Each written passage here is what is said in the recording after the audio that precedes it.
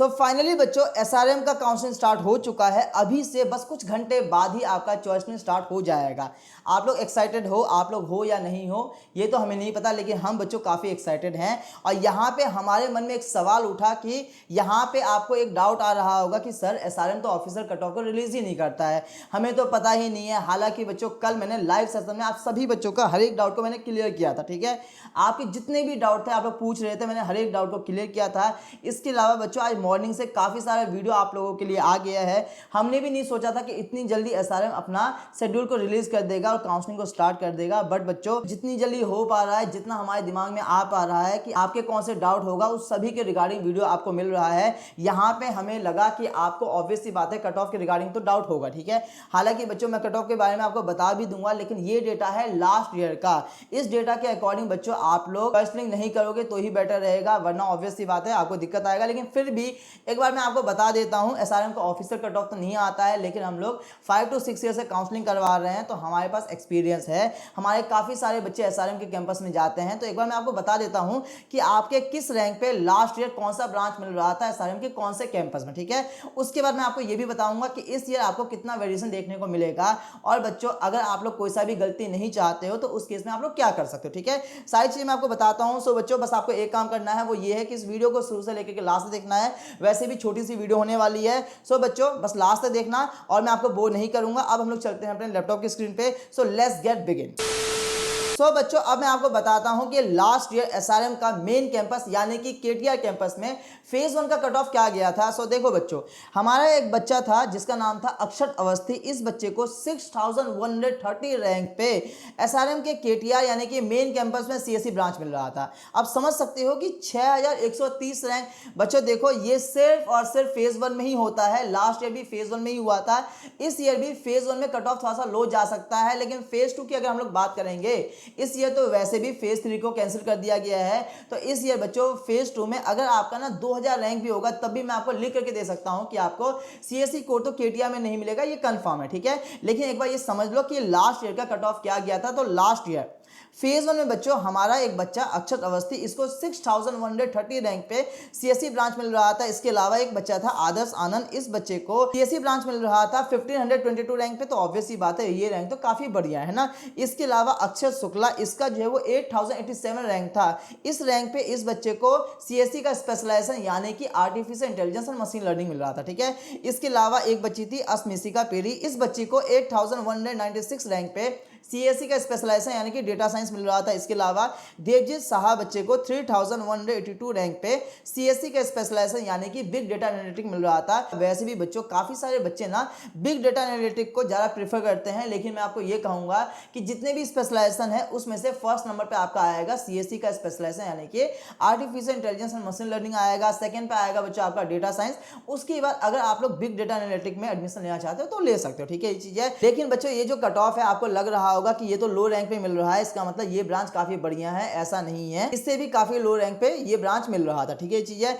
इसके अलावा नेक्स्ट बच्चा था हमारा वत्सल अग्रवाल, इस बच्चे को 7588 रैंक पे ईसी ब्रांच मेन कैंपस यानी कि केटीआर कैंपस में मिल रहा था। इसके अलावा वत्सल भिस नाम का बच्चा था। वत्सल नाम के बच्चे दो थे, एक था वत्सल अग्रवाल और दूसरा था वत्सल भिस, ठीक है। तो वत्सल भिस को 19696 रैंक पे ईसी ब्रांच मिल रहा था। इसके अलावा एक बच्ची थी जिसका नाम था संग मित्रा, इस बच्ची का रैंक था 24108, इस रैंक पे इसको ईसी मिल रहा था, ठीक है। तो कहने का मतलब ये है कि अगर आपका लास्ट ईयर के कट ऑफ के अकॉर्डिंग अगर आपका 25,000 रैंक तक भी था, 30,000 रैंक तक भी था, तब भी आपको फेज 1 में केटीआर में ईसी मिल रहा था। लेकिन यहाँ पे सवाल उठता है कि क्या इस रैंक पे इस ईयर भी ईसी मिलेगा, तो इसके बारे में लास्ट में मैं आपको बताऊंगा, ठीक है।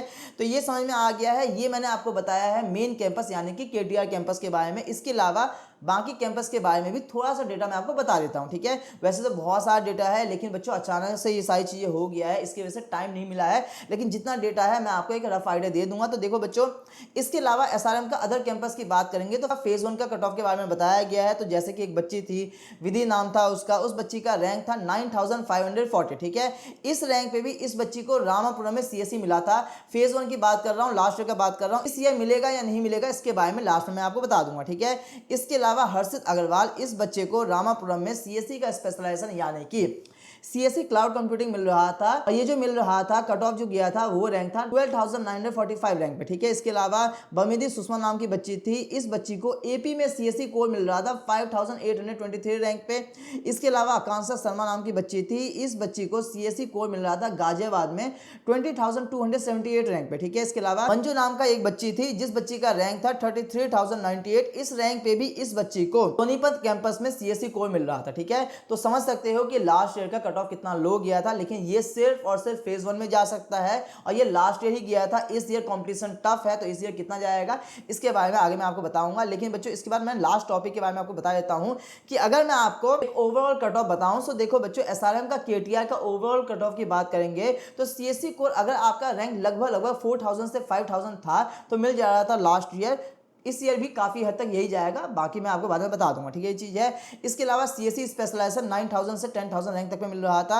इसके अलावा आईटी यानी कि इंफॉर्मेशन टेक्नोलॉजी मिल रहा था 6,000 से लेकर के 7,000 रैंक तक में। इसके अलावा ईसी ब्रांच की बात करेंगे तो अगर बच्चों आपका रैंक 25,000 से लेकर के 30,000 के बीच में था, तब भी आपको ईसी ब्रांच मिल जा रहा था लास्ट ईयर केटीआर कैंपस में। इसके अलावा ट्रिपल ई ब्रांच की बात करेंगे यानी कि इलेक्ट्रिकल एंड इलेक्ट्रॉनिक्स इंजीनियरिंग की बात करेंगे तो ये बच्चों केटीआर कैंपस में आपको 30,000 से लेकर के 35,000 रैंक तक में भी मिल रहा था। मैकेट्रॉनिक्स बच्चों 40,000 रैंक तक में भी आपको मिल रहा था। इसके अलावा मैकेनिकल इंजीनियरिंग भी आपको 40,000 रैंक तक में मिल रहा था।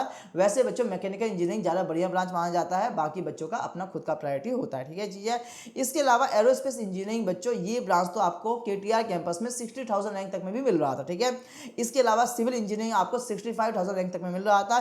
केमिकल इंजीनियरिंग बच्चों 70,000 रैंक तक में आपको मिल रहा था, ठीक है। तो इस तरीके से बच्चों केटीआर का कट ऑफ गया था लास्ट ईयर। बाकी बच्चों इस ईयर क्या सेम कट ऑफ जाएगा। सो देखो बच्चों इस ईयर कंपटीशन काफी ज्यादा टफ है। हो सकता है कि फेज 1 में यही कट ऑफ जाए, लेकिन ये ऑलमोस्ट 100% है कि ये कट ऑफ नहीं जाएगा। इसमें बच्चों लगभग हमारे अकॉर्डिंग 2,000 से लेकर के 3,000 रैंक का डिफरेंस देखने को मिलेगा। वो भी बच्चों सीएससी कोर की बात कर रहा हूँ, सीएससी का स्पेशलाइजेशन की बात कर रहा हूँ। इस ईयर लगभग आप लोग मान सकते हो कि मैक्स टू मैक्स अगर आपका 3,000 रैंक है तो उस केस में फेज 1 में आपको केटीआर में सीएससी कोर मिल जाएगा, ठीक है चीज है। लास्ट ईयर बच्चों अप टू 5,000 6,000 रैंक तक भी सीएससी कोर मिला हुआ था, लेकिन इस ईयर ऐसा नहीं होगा हमारे अकॉर्डिंग। बाकी बच्चों ऑब्वियस सी बात है, आपको पता है कि कंपटीशन टफ है, इसके वजह से ये चीज जाएगा, आप लोग खुद देख लेना, ठीक है ये चीज है। और देखो एक और बात है कि देखो काफी सारे बच्चों ने एग्जाम दिया है, एग्जाम जिस बच्चों ने दिया है वहां पे कंपटीशन टफ देखने को मिल रहा है, लेकिन हम ये नहीं कह सकते हैं कि वो सारे बच्चे काउंसलिंग में पार्टिसिपेट करेंगे, क्योंकि देखो अभी जो है वो एसआरएम की काउंसलिंग हो रही है। एसआरएम की काउंसलिंग इकलौता काउंसलिंग अभी हो रहा है। इसके अलावा काफी सारा ऑप्शन बच्चों को देखने को मिलता है, जैसे कि वीआईटी है, मणिपाल है, बिटसेट है। तो हो सकता है कि काउंसलिंग में काफी कम बच्चे पार्टिसिपेट करेंगे, उसका डेटा किसी के पास नहीं होता है। तो हो सकता है कि लोअर रैंक में भी आपका एडमिशन मिल जाएगा। ये बच्चों मैं आपको तब बता पाऊंगा जब रिजल्ट आएगा, उस टाइम पे हमें भी पता चल जाएगा कि हमारे किस बच्चे को किस रैंक पे कौन सा ब्रांच मिला हुआ है, कौन सा कैंपस मिला हुआ है। हमारे पास 100 से ज्यादा बच्चे होते हैं, ये कंफर्म रहता है, ठीक है ये चीज है। तो जैसे ही बच्चों एसआरएम का फेज 1 का राउंड 1 का रिजल्ट आएगा, वैसे ही मैं आपको लाइव करके बता दूंगा कि इस ईयर कितना कंपटीशन रहा है, किस रैंक पे कौन सा कैंपस और कौन सा ब्रांच मिला हुआ है। बाकी बच्चों ये कट ऑफ मैंने आपको बताया है। लास्ट ईयर में बच्चों इस रैंक पे केटीआर में सारे ब्रांचेस मिल रहा था। बाकी अगर आप लोग इस ईयर अपने रैंक के अकॉर्डिंग बेस्ट से बेस्ट कैंपस और ब्रांच लेना चाहते हो तो देखो बच्चों आपको पता है कि एसआरएम के चॉइस फिलिंग में सिर्फ और सिर्फ एक ही चॉइस भरना होता है, एक ही कॉलेज और एक ही ब्रांच भरना होता है। अब अगर आपको वो मिल जाएगा तब तो ठीक है, अगर आपको नहीं मिलेगा तो उस केस में ऑब्वियस सी बात है आप लोग कुछ नहीं कर पाओगे। और ये भी कंफर्म नहीं है कि राउंड 2 होगा, ठीक है ये भी कंफर्म नहीं है। लेकिन बच्चों कहने का मतलब ये है कि काउंसलिंग बार बार नहीं आता है। आप लोग कॉलेज में एडमिशन लोगे, 4 साल की इंजीनियरिंग का आप लोग 20 से लेकर के 25 लाख रुपए खर्च करोगे, ठीक है। यहाँ पे बच्चों सिर्फ और सिर्फ 1,999 रुपीज में, यानी कि बच्चों देखो यहाँ पे 2,000 से भी कम रुपीज में आपके रैंक के अकॉर्डिंग बेस्ट से बेस्ट कैंपस और ब्रांच 110% मिलेगा। ये मैं आपको लिख करके दे सकता हूँ, ठीक है।